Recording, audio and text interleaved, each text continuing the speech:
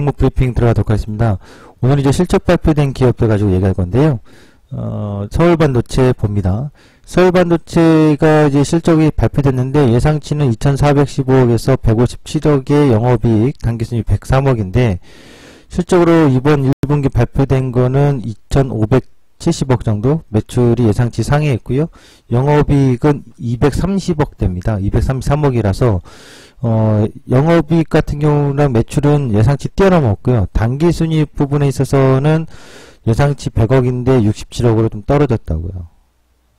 이게 좀 아쉬워요. 당기순이익마저 오늘 좋았다면 18,000원을 바로 뛰어넘었을 텐데 그러지 못한 게 좀 아쉽긴 합니다. 추이적으로 본다면 현재 이 단기 우상향, 올해 들어와서 우상향 저점 이렇게 높여나가는 관점, 그다음 지지 형태가 17,000원에서 16,800원이라고 보시면 되겠죠.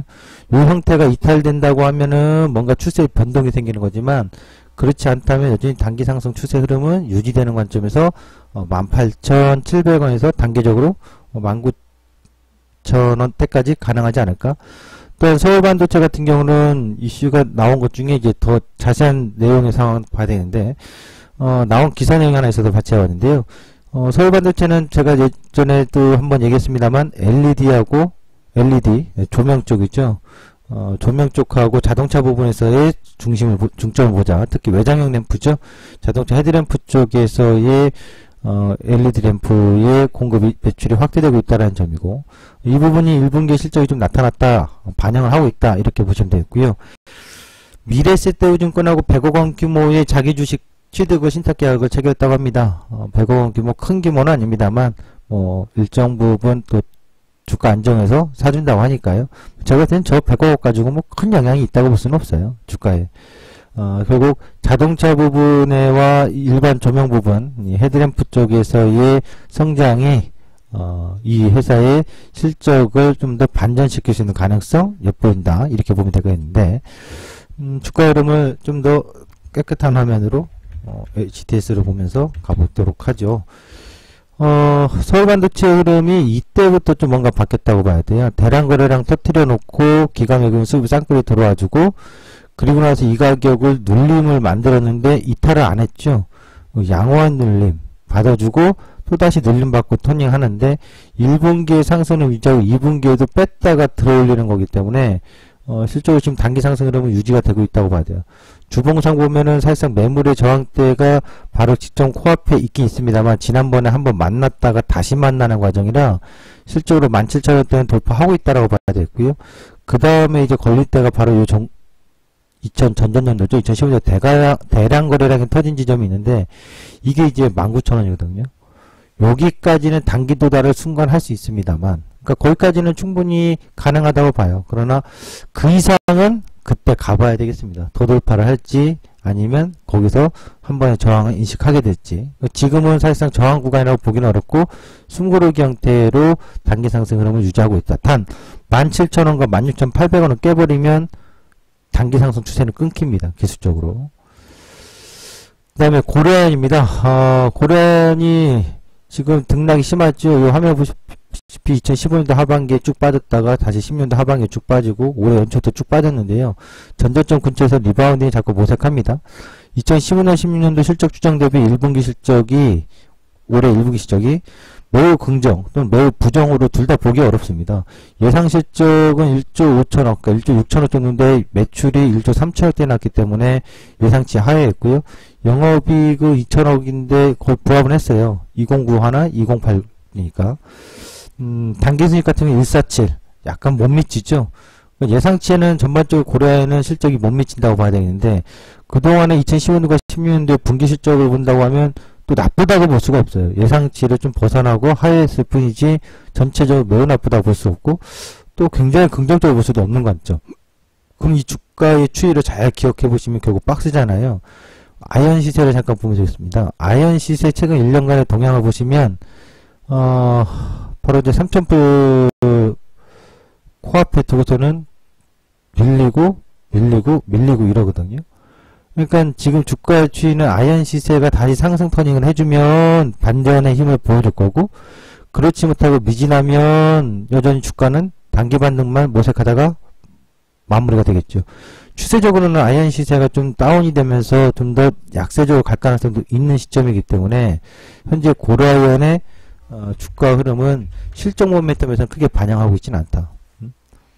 단기 급락 이후에 밑바닥에서 계속 반등을 모색하면서 왔다리 갔다 하는데 전체적으로 실적과 아이언 가격의 시세의 모멘텀이 부족하고 수급적으로 좀 부족한 관점이라서 고래는 추세적으로는 아직 뭔가 어떤 전환점이 나왔다고 할 수는 없고요. 40만원의 지지냐? 지금 화면에 있다시피 46만원의 재돌파냐거든요. 46만원을 재돌파하게 된다면 추세는 굉장히 강해질 건데 46만원은 현재로서는 저항인식하고 있기 때문에 터닝포인트를 함부로 잡아주기는 어렵다. 단 40만원도 또 깨기도 지금 당장 쉽지가 않거든요. 40만원에서의 일정 부분 리바운딩 영역을 모색하고 있는 정도로 주가 모멘텀을 활용하시면 될 것 같고, 이번에 실적은 매우 뜨겁지도 차갑지도 않은 관점으로 보시면 되겠습니다. SK이노베이션입니다. 정유업체들의 실적의 발표가 SO가에서 SK이노베이션이 나왔는데요. 예상치 뛰어넘는 영업이익과 단기순이익의 효과가 나타나고 있습니다. 영업이익이 무려 1조거든요. 8,700억인데 1조의 발표가 나왔고요. 단기순이익도 6천억의 예상인데 8,500억대니까 이익면에서는 분명히 개선되고 있고 서프라이즈는 효과다. 이렇게 보셔야 되겠죠. 단기 상승은 좀 더 약진할 수 있는 가능성은 높다라고 봐야 되겠어요. 17만원에서 18만원대, 18만원대까지 작년도의 전고점도 한번 넘어갈 수 있는 기세가 있을 수 있다. 이렇게 좀 보이긴 합니다. SO일 둘 다 정유업체인데요. 이 두 정유업체들의 포인트는 영업이익의 개선도 있겠지만 전 매출이라고 봅니다. 이 부분에서 보시면 2011년도 12년도에 30조대가 넘는 매출이었는데요. 2015년도에 17조 8천억, 전년도에 16조, 올해 20조 정도 예상하고 있거든요. 1분기에서 5조 2천억의 SO를 실적 보여줬는데 오늘 SK이노베이션도 마찬가지입니다. SK이노베이션도 보시면은 과거에는 60조, 70조대가 넘는 영업이익이었는데요. 지금 40조대 초반이거든요. 전년도에. 올해 1분기도 11조 3천억 정도라서 사실상 40조 초반이거나 40조가 좀 못 미치는 그런 매출 성장이라서 정유업체들은 매출 성장이 나오지 않는 관점에서 영업이익 개선이 나왔기 때문에 과연 2011년도의 최고점을 향한 랠리가 지속될 수 있느냐는 저는 의구심을 좀 갖고서 지켜봐야 되지 않을까 싶어요. 기술적으로는 현재 오일도 SO일 같은 경우는 10만원에서 11만원 저항대고요. 그 다음에 이 SK이노베이션도 보겠습니다. SK이노베이션 같은 경우는 단기 상승이 나오고 있습니다만 매우 강력하다고 볼 수는 없고 월봉상 보시다도 이 18만원대죠. 18만원대는 굉장히 좀 저항대를 인식하고 있기 때문에 지금 1분기 보여준 영업이익의 실적만 가지고 18만원대를 돌파해 낸다라는 것은 좀 뭔가 미진하거나 부진할 가능성이 높다고 봐요. 그리고 SK이노베이션의 기술적 특징 중에 하나가 올해 시가저가입니다. 14만 5,500원. 시가저가로 출발해서 단기 상승을 모색하고 있습니다만 사실상 아래의 밑받침이 밑동이 좀 탄탄해 보이지 않는다 이거죠. 그래서 제가 봤을 때는 SK이노베이션은 조금 더 약진해서 전년도 고점을 돌파할 가능성은 있긴 하나 다시 15만원대 아래로 올해 시가저가 아래로 눌러줘야 될 가격의 모멘텀이 기술적으로 남아있다라고 좀 보여줍니다. 연초부터 시가저가 나온 경우가 굉장히 드물거든요. 근데 SK이노베이션이 나왔단 말이죠. 지금까지 SK이노베이션을 쭉 보시면 월봉상 꼬리가 없는 시가저가로 나온 것이 거의 없어요. 한번 여기 볼까요? 여기에 시가저가 나왔나요? 예, 나왔네요. 13만 4,500원. 결국은 이탈을 해버려줬죠. 올해 연초에 나왔던 이 14만 5,500원은 저는 기술적으로 밑동이 약하다고 보기 때문에 정유업체들의 지금 실적이 이익이 개선돼서 나타났다 하더라도 사실상 불완전한 밑바탕이다. 올라가봐야 다시 눌릴 가격이 되지 않겠느냐 이렇게 좀 보는 바예요. 그래서 정유업체들은 매출 성장 없이 지속적인 영업이익의 개선에 랠리를 펼쳐주기에는 무언가 부족한 모멘텀일 가능성이 높지 않을까. SO일도 한번 보겠습니다. SO일 같은 경우 대량거래량 터진 다음에 단기 상승 한 번 더 받아주고 있죠. 그럼 결국에 대량거래량 터졌던 자리의 종가와 고점 자리가 92,800원이니까 이 자리가 지지하는 한은 단기 상승이 이어지겠습니다만 이 자리를 이탈해서 눌러버린다고 하면은 사실상 얘도 밀려버릴 가능성이 상당히 높다고 봐야겠죠. SO일 같은 경우도 좌측에 보면은 거래량이 상당히 많습니다. 2011년도에 이 수많은 대량 거래량의 매물 터졌던 거를 과연 지금의 실적 모멘텀으로 돌파해 줄 수 있을지, 요거에 대해서는 의구심을 좀 갖게 된다라는 얘기를 좀 해드리고 싶어요.